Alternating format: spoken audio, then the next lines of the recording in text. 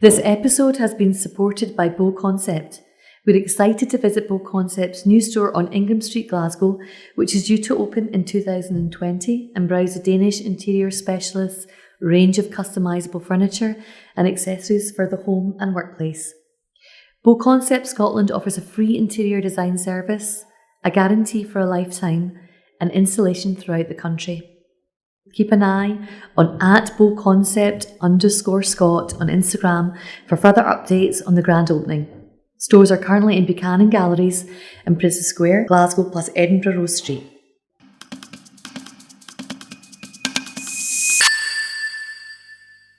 Hello everyone, and thanks for tuning in to this episode of the Homes and Interiors Scotland podcast. I'm your host Jill Welsh, and I'm also the editor of the Homes and Interiors Scotland magazine. And speaking of the magazine, the team has been hard at work producing the special annual Luxe edition, which has just hit the shops. Inside we celebrate the finest craftspeople alongside high-end projects and pieces. We also explore what else luxury means. For many, it's not what you'd expect. For example, can you really put a price on a good night's sleep? Our guest today knows a thing or two about luxurious design. Internationally acclaimed interior designer Amanda Rosa has worked on some of the most iconic hotels in the country, including One Devonshire Gardens, Malmaison and the Dakota hotels. With a portfolio of award-winning interior projects all over the world, she and her husband, hotelier Ken McCullough, have carved out a niche in elegant and decidedly unfussy design. It's this frill-free approach to luxury that I'm particularly keen to discuss more. So let's do that. Hi Amanda, thanks so much for coming along today and being our guest. Welcome. It's a pleasure to have you here. Tell us a little bit about what you do. Oh, well, that's it's a big thing. But anyway, I think simply that we tend to live our life by the motto, success is the sum of many small things correctly done. And it kind of takes the pressure off you if you do it that way, because it's all about getting little bits right, and generally that makes up a whole picture, which tends to feel right in some way, shape or form. We concentrate on detail, from the furniture and lighting and music. It all adds up. More than that, we try to make the interiors feel very undesigned, which actually is one of the most difficult things to do. Tell us more. Well, this is great. The more deliberate it is, it tends to lose something. I think we just try to make it look as if it couldn't be any other way. Okay. And that does take a bit of a skill. Yes. And it's what not to do. Sometimes that... Does it go against your instinct sometimes, or...? Sometimes, I suppose, but then sometimes you end up hearing down routes and you think, why, how did I end up here? Why am I there?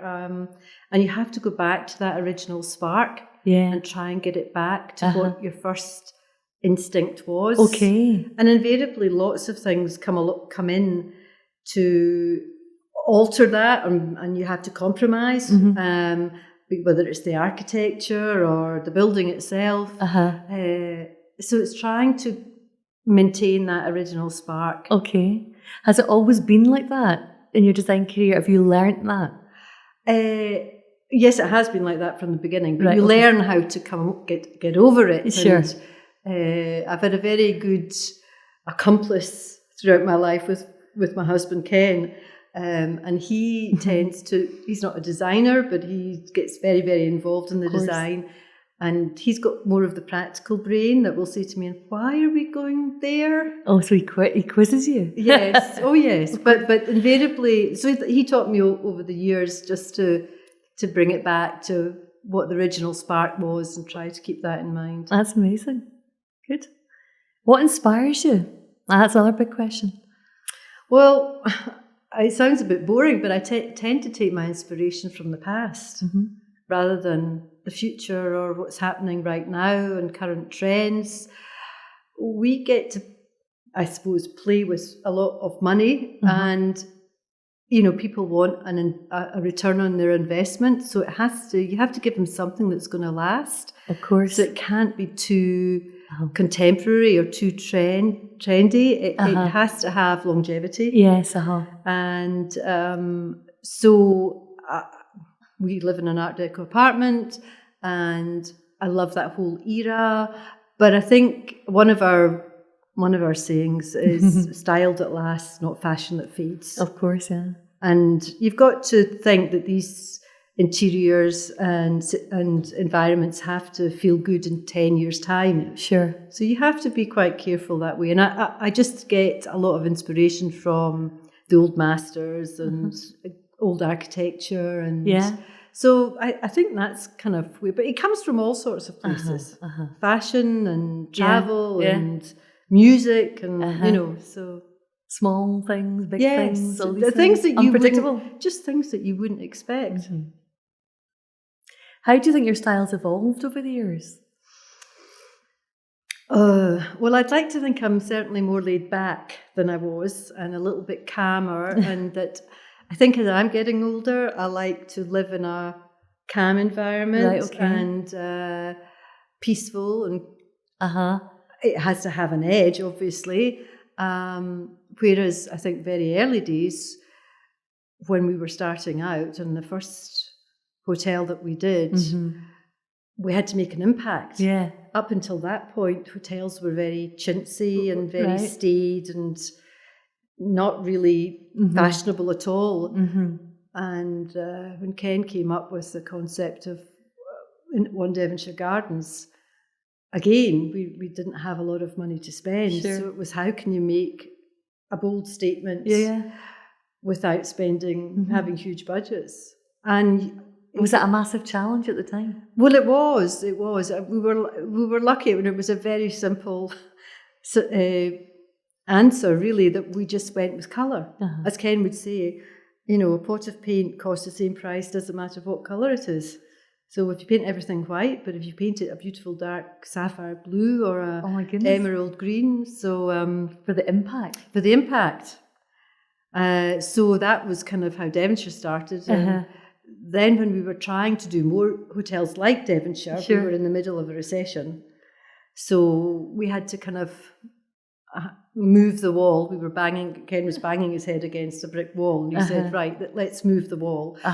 Let's do stylish hotels that are much more affordable. Right, okay.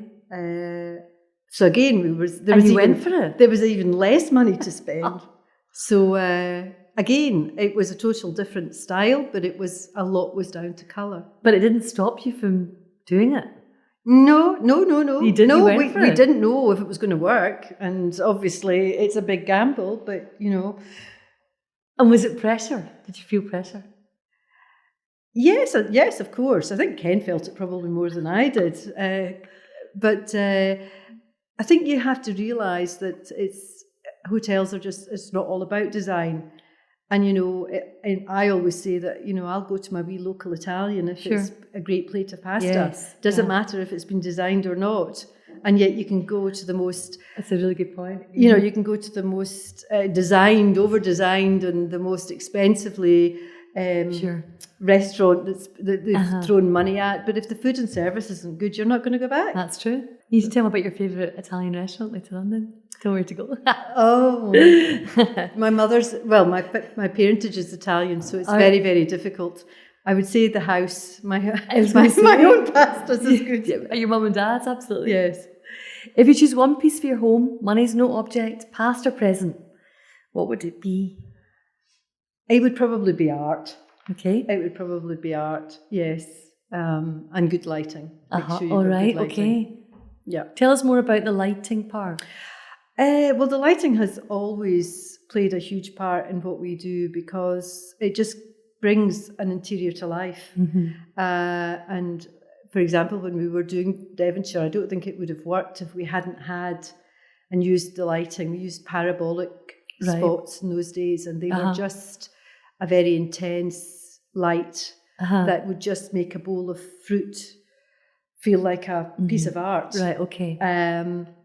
And it allowed me to get away with using such bold colours. Sure, okay. Because you'd have these wee pockets of magic happening and drama, and as long as they're on dimmers, and you can control it. Sure. A lot is down to lighting, but to me, you need to light a piece of art, and then it sings. Okay. Yeah.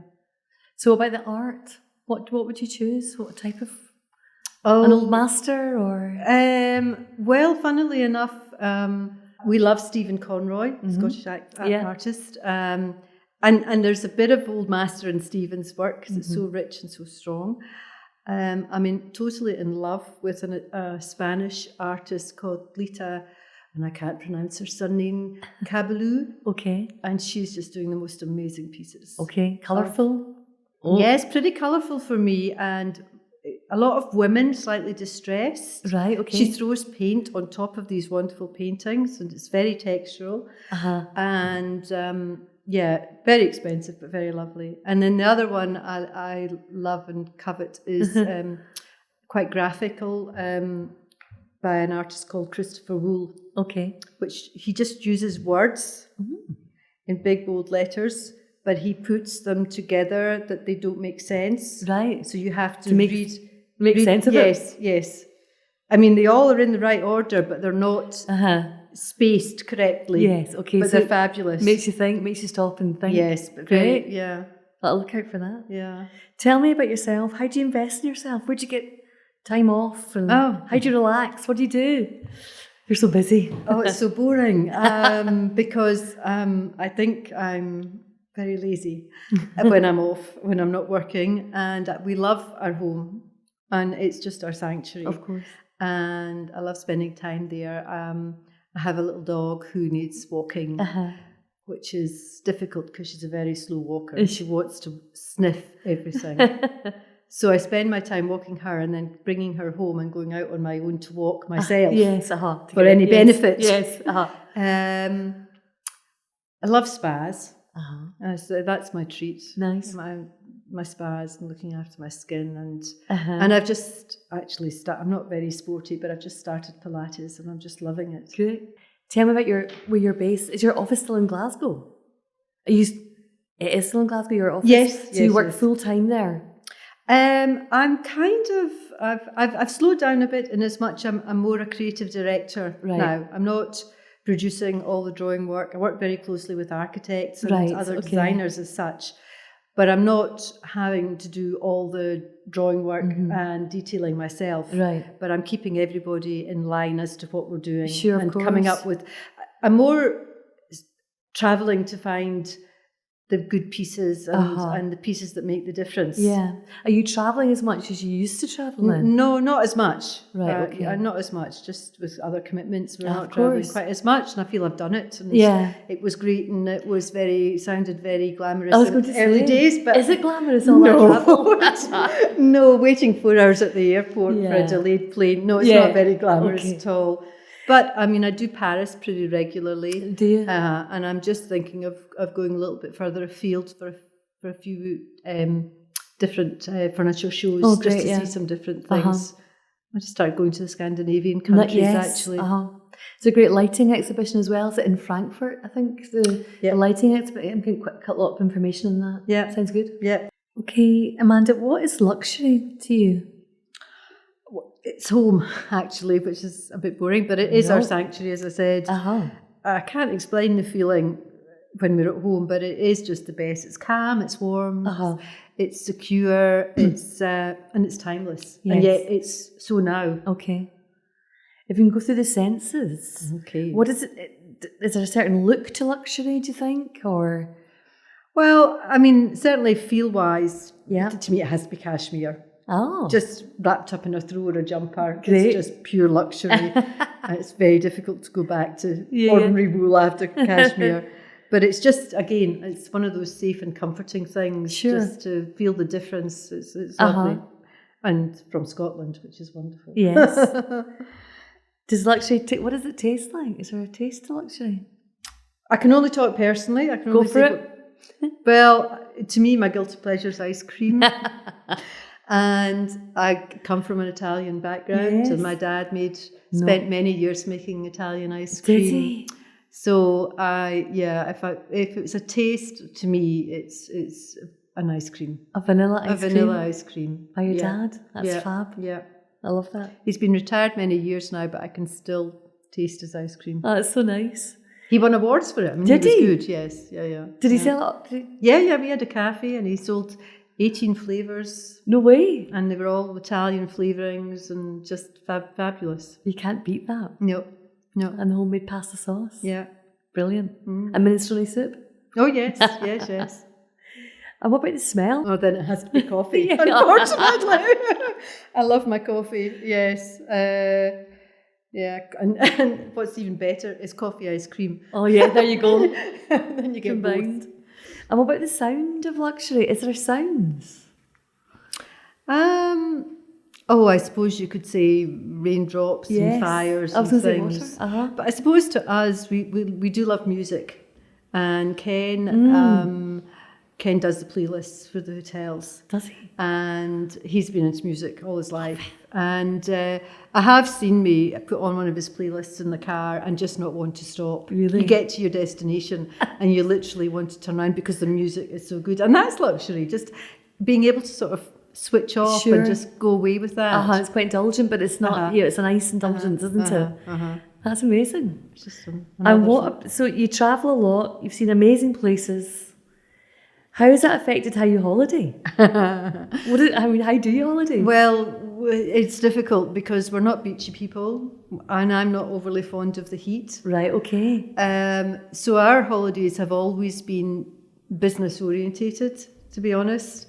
Bit like a busman's holiday. Yeah. We'll go to a city, we'll go and see what's happening, new hotels, new restaurants. I mean, it's business, but it's nice business. Sure. But we're not the kind of people who could just switch off for 2 weeks and do nothing. It just has never happened. Is that because it's just always been about business, more or less? Even though it's good? Yeah, I just think it's it's how we live, unfortunately. Yeah. It's just part of what we are and who we are, and it's just interesting to go and see what's happening. I take it when you go to all these places, you'll do lots of research on the place, on the city, on the town, these sorts of things, yes. to give you a picture and to understand the I mean, environment. unfortunately, we don't tend to do the history side of it terribly much, but and we're never there for terribly long, so we're kind of here, there and everywhere to just see the things that we want to see. Yeah, absolutely. But it's getting more and more difficult to go on holiday. The only other thing is, I mean, we love Italy. So, I mean, I do love getting to Italy if I can. And Ken's brother lives down in the south of France. So we do spend quite a bit of time down there with them. And that is the most relaxing, I suppose. Where are your family from in Italy then? My father's family were from Tuscany. Okay, lovely. And my mother's family were from Verona. Nice places. So, very nice. Gorgeous. So let's talk about some of your projects. There's obviously many in your portfolio. Can you describe one you've worked on that really stands out to you? Well, I suppose it probably does have to be One Devonshire. Yeah. Only because it launched my career and we'd never done a hotel before. So to do something like that very early on with no experience was quite a gamble, I suppose. But and then it kind of became my showroom. So was One Devonshire the first place that you actually interior designed? No, we'd done a few bars and restaurants before that. To we worked on Regano and Ken had done the Battery, and we'd done quite a few bars around town and crazy places. Yes. But this was the first. This was Ken getting back to his roots and getting back to hotels. Right, yeah. Because that's where he started off and did his training as a hotelier.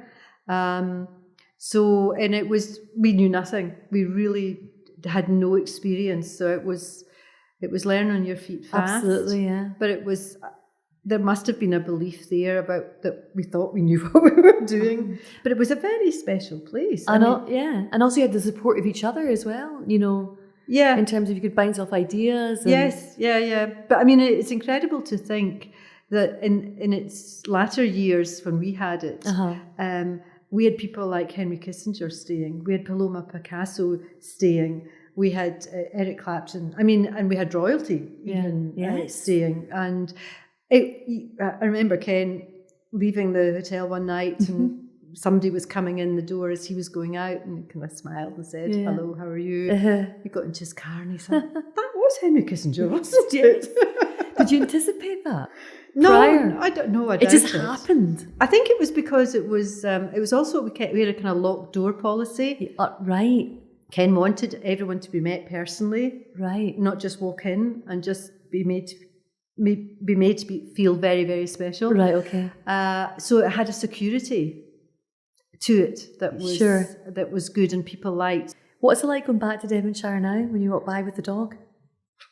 Do you know, I can walk past... Do you go in for a wee coffee? No, not as such, but no, it's gone through many transformations over the years, so it's kind of... It's extended as well. Yes, it's extended, but I think we had closure quite a while ago with it, so it's funny because we drive past it practically every night. All the time, yeah. And it's doing great, and but it's a different beast now. It's a different thing now, but At the time of moving on from it, was it a kind of an emotional untangling? They all are, because they're like your children. Yeah, are they? Well, you just invest so much time. Yes. And you see them kind of be born and grow and develop, and then... And it's partly you So yes, it can be, but it's the way it is. Yeah, with business. And then you're also ready to move on. To the next thing. Yes, you're ready for your next adventure. Well, what's been your most challenging commission? And how do you deal with the pressure of it? Well, I don't want to answer that because it goes on to something else, I think. We try very much to not get too hung up about... well, you can get so hung up about these things and that, oh my God, is this right? Is it not right? How is it going to work? Is it going to work? Yeah. And we've kind of taught ourselves over the years that, well, we've got to have a little bit of faith in ourselves to begin with. Belief. And belief. And how bad is it going to be? Is it going to be really bad? Am I going to make... No, it's not going to be really that. And we always described it like a clock. And you're starting down at 6 o'clock and you say, right, that's the worst.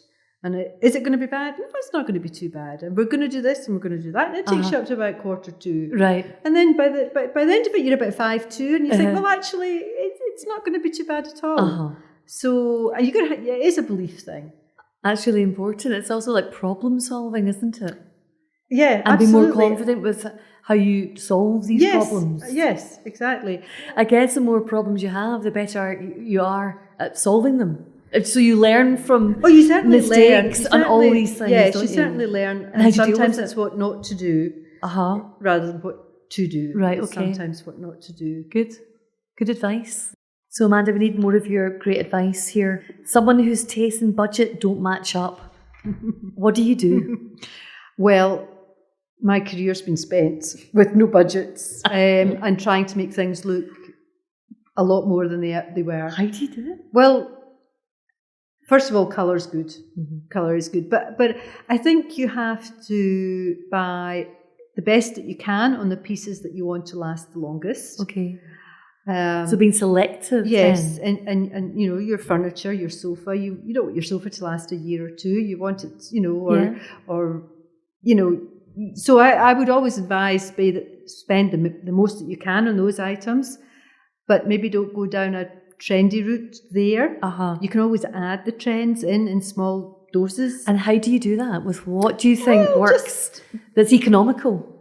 Well, leopard skin. Yeah, okay. Right. You had to throw some cushions in and you've got it, but you'll be bored of it very quickly. Okay. So it doesn't take much to replace a few accessories rather than replacing the sofa that you've upholstered in a wild pattern or something. Yeah. So I think you can always add things that you can also take away and change the mood and the feel with that. Yeah. I'd always say lighting, invest in your lighting, because I think that really makes a difference. Always use a dimmer if you can, because you can change the mood of an interior so quickly just by a little... Instantly. Yeah. And when you need the light, it's there, but when you don't and you want it nice and moody and cosy, you've got it. What about storage? Can I ask you about that? Should you be building into a room's and that layout for storage? Obviously, you can never have enough storage. Right, okay. So, you've got an alcove, shelving, then you can fill it with books, you can fill it with ornaments or whatever. You could, and you can display it in a way that it actually looks beautiful as well. That's true. Yeah. And I now start hanging pictures over my shelves. So I actually... Nice. Yeah, I've done that a couple of times now, and it's just nice. That is a nice way to do it, isn't it? It's unusual. Uh-huh. Finally, our regular listeners will know that we like to ask guests for their own how-to snippet of advice.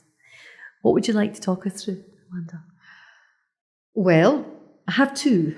Great. One is very practical, which I'll start with, which is, you know, when you move furniture in your house on your carpet and you're left with these holes and indentations in the carpet, how do you get rid of them? And you're brushing and you're brushing. Well, all you have to do is crush some ice, very small, right? Put it on your carpet, let it soak in, dry in, brush it up, comes back. And that's it done. That's it done. I would never have known. Well, a good housekeeper, a good hotel housekeeper told me that one, and I thought, I'll keep that one. That's a great bit of advice.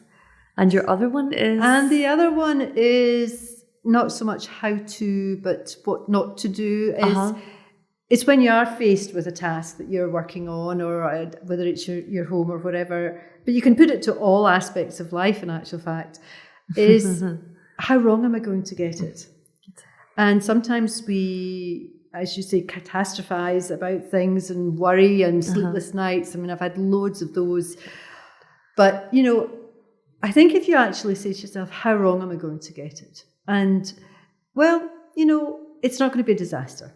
It's the right colour, it's the right finish. And just, you start talking yourself through it that it actually, no, it won't be that bad because I'll do X and I'll do Y and that will make it. And then actually you can build it up to actually working fine. And it just gives you that confidence to make a decision. Absolutely. Without actually having to agonise it too much. And people do.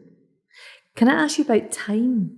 Has time been a big factor in your delivery, your service, things like this? Has that been a worry in terms of, you know, having a job done and completed by a certain time? Yes. Have you lost sleep over that? Oh, yeah. Well, you rely on quite a team of people, but also a lot of things that are out of your control. And you're having deliveries of furniture coming from far afield, and they have to be there for a certain day because everybody's...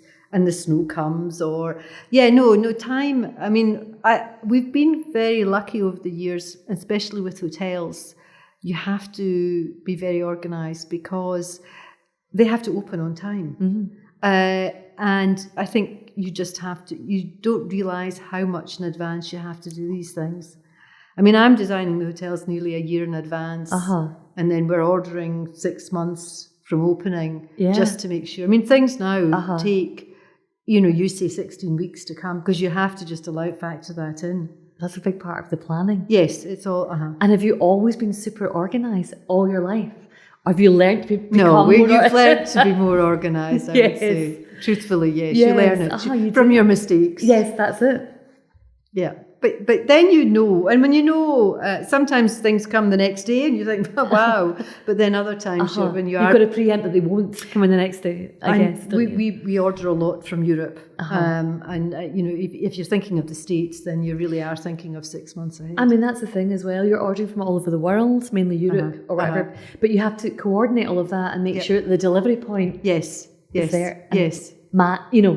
Planned and signed off. And checked, because once it's arrived and signed off, if you don't open it for 2 months because it's not needed and it arrives and it's damaged. So who signs that off then? Well, do you have to go over? No, at the moment, luckily, we do it through the contractor. Right, okay. And he takes that responsibility. Oh, goodness. So that works quite well for me. Yes, I would say. But I do have to constantly remind them to check everything. Absolutely, yeah. Because you can't go back 2 months later and say this arrived too late and it's broken and the leg's damaged or whatever. So, my goodness, thanks so much. It's been enlightening. Thank you for coming in today. You're very welcome. Really nice to talk to you. The Luxe issue is out now and it's available across Scotland in all good retailers. Or you can read current and back issues online via the Homes and Interior Scotland app or on Readly. Subscribe today from just £20 for the year and receive each issue direct to your door before it hits the shops. If you're enjoying our podcast, please don't forget to rate, review and subscribe. Find us online at homesandinteriorscotland.com or on Facebook, Twitter, Instagram and Pinterest by searching for Homes and Interior Scotland. This episode of the Homes and Interior Scotland podcast was presented by myself, Gillian Welsh, edited by Alan Bickerton, and produced by Sarah Gillespie. And thanks again to BoConcept Scotland. We're looking forward to visiting the new Glasgow store when it opens. Keep up to date on Instagram at BoConcept_Scot or head to boconcept.com.